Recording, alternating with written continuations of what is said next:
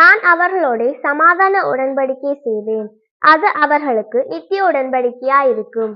நான் அவர்களை நிலைப்படுத்தி அவர்களை வர்த்திக்க பண்ணி அவர்கள் நடுவிலே என் பரிசுத்த ஸ்தலத்தை என்றென்றைக்கும் ஸ்தாபிப்பேன். எசேக்கியேல் 37:26. ஹாய் ஃப்ரெண்ட்ஸ், பிதாவாகிய தேவனால் தெரிந்தெடுக்கப்பட்டு குமாரனாகிய இயேசு கிறிஸ்துவினால் பரிசுத்தமாக்கப்பட்டு பரிசுத்த ஆவியினால் வழி நடத்தப்படும் தேவ பிள்ளைகளை பார்த்து கர்த்தர் சொல்கிறார், உங்களுக்குள்ளே சமாதான உடன்படிக்கை செய்வேன் என்று.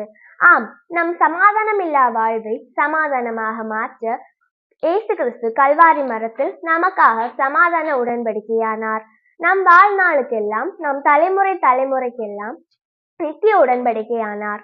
அவர் சமாதான உடன்படிக்கையாக நித்திய உடன்படிக்கையாக மாறி நிலையில்லா உலகில் நம்மை நிலைப்படுத்தி நம்மை வர்த்திக்க பண்ணுகிறார். தேவ பிள்ளைகளை அழிக்க சத்துரு எத்தனையோ வேளைகளில் முயற்சி செய்தும் தேவ பிள்ளைகள் எவ்வளவு ஒடுக்கப்பட்டார்களோ அவ்வளவு வளர்ந்து பெருகி வர்த்திக்கப்பட்டார்கள்.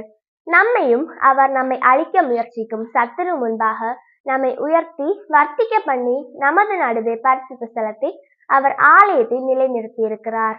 நாமே அந்த தேவாலயம். நாமே அவர் வாசம் செய்யும் தேவாலயமாக தேவன் மாற்றி நம் நடுவே அவர் உலாவி வாசம் செய்கிறார்.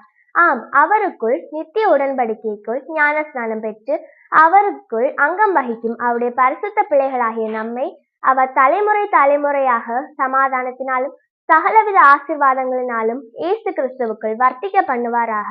ஆமீன்.